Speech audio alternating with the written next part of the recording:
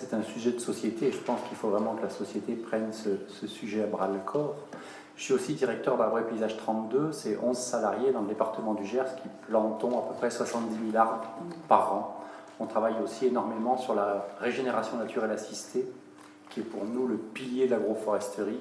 Partout où on peut laisser pousser, il faut laisser pousser. On parlait des bords de cours d'eau, des bords de route, de chemins et de champs. Il y a un potentiel absolument monumental. Dans mon département, il y a 13 400 km de cours d'eau. La moitié de ces 13 400 km de cours d'eau n'ont pas un arbre. En France, à peine la moitié des départements sont couverts par des associations, des structures au sens large, puisqu'on peut pratiquer l'agroforesterie dans les bureaux d'études comme chez Agrove, dans les chambres d'agriculture, dans les fédérations de chasse, de pêche ou dans différentes associations. Donc on est en train de créer un référentiel métier d'experts agroforestiers pour pouvoir répondre à ces questions de protection et de production et de faire la passerelle entre les deux. Bon, on peut en venir maintenant au problème du choix des essences peut-être. Dans un territoire donné, il y a des besoins très divers, soit de l'agriculteur, soit de l'éleveur, soit du touriste, soit du chasseur, etc.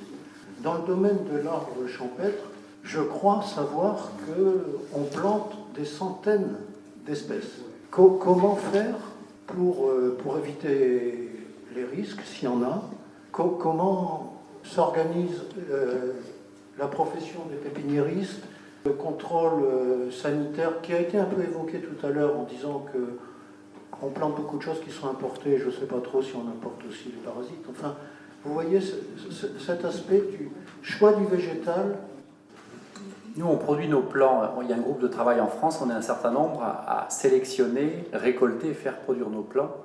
Ce que je peux dire, pour ne pas répondre à la question, c'est que les conneries, on les a toutes faites. Il n'y a pas de doute là-dessus et on sait parfaitement bien ce qui ne marche pas. Donc, quand on a fait pas mal de conneries, on a commencé en 85, etc., on remet les compteurs à zéro et là, on s'arrête et on se pose vraiment un certain nombre de questions. Il y a à peu près 80 plantes ligneuses utilisables, il y en a un peu plus, un peu moins, peu importe, adaptables à chacune des situations. C'est un projet de paysan qu'on va faire dans un contexte donné, au-delà des conditions pédoclimatiques, avec des objectifs, des contraintes, etc. C'est pour ça qu'on parle de métier d'expert agroforestier aujourd'hui, puisque justement on ne va pas retomber dans les travers qu'on a pu voir à une époque, de dire un jour je fais de la biodiversité, puis le lendemain je fais la question de l'eau, puis je vais peut-être stocker du carbone, et puis que penses-tu du climat et du bois énergie et de la productivité agricole, etc. Comme on le voit dans les plans qui sortent partout en ce moment en France. Il y a toutes les stratégies, les directives qui sont certainement légitimes, mais on a identifié 100 personnes par département qui travaillent sur ces questions-là, où chacun amène sa contrainte, sa pierre à l'édifice, mais de façon totalement décloisonnée. Et ça a été un petit peu dit, notre travail à nous, c'est de recoudre tout ça. Parce que sinon, on va faire un jour des haies pour les apiculteurs, puisqu'ils sont sympas. Mais les chasseurs ne sont pas moins sympas, donc on va faire des haies pour eux. Et puis les pêcheurs vont arriver. Et puis les paysagistes vont dire, mais moi j'ai besoin de... Vous voyez ce que... etc. Il faut vraiment qu'on casse ça. Il y a un conflit très important, par exemple, et je crois qu'on peut les nommer, entre FNE et la FNSEA. Mais est-ce qu'à un moment donné, un des deux a vraiment abordé le sujet jusqu'au bout sur cette question-là? D'un côté, on parle de corridors de tram vert qu'il ne faut surtout pas toucher, mettre sous cloche. On connaît les limites de la mise sous cloche. Et puis de l'autre côté, on dit mais il faut nous laisser de l'espace. Donc on va un peu trop loin dans un sens et un peu trop loin dans l'autre. Il y a aujourd'hui des initiatives absolument phénoménales, monumentales. Je crois que Fabien l'a un peu dit, qu'il faut suivre, qu'il faut regarder, qu'il faut analyser. Effectivement, il faut que la recherche vienne un peu plus nous voir au sens large et arrêter de travailler uniquement sur la molécule. Ce n'est pas une critique... direct, c'est juste qu'il faut qu'on réapprenne à travailler ensemble et de ne pas aller, comme les Tuya et autres, de ne pas aller contre nature tout simplement et de bien voir l'arbre plus comme un intrus, mais comme un intrant, parce que c'est quand même lui qui a créé les sols qu'on a épuisés. Jusque-là, en agriculture, même s'il y a des contre-exemples, on a fait baisser, dans toute forme d'agriculture, aujourd'hui, on a fait baisser les taux de matière organique. C'est le fondement.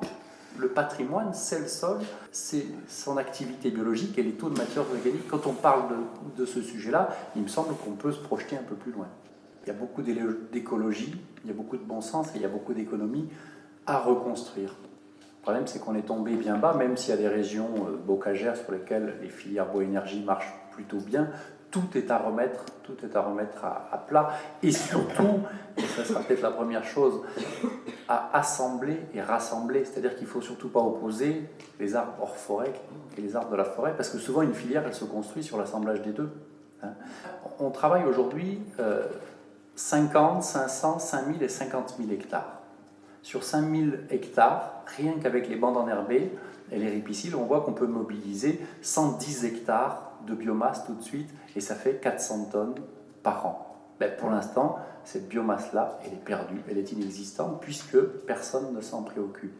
Mais quand on met la commune ou la communauté de communes, la CUMA qui n'est pas loin, le technicien rivière qui peut discuter, évidemment les agriculteurs qui sont partie prenante dans cette affaire-là, ben, 1 mètre cube de bois broyé, correctement récolté, ça se monnaie à peu près 15 €.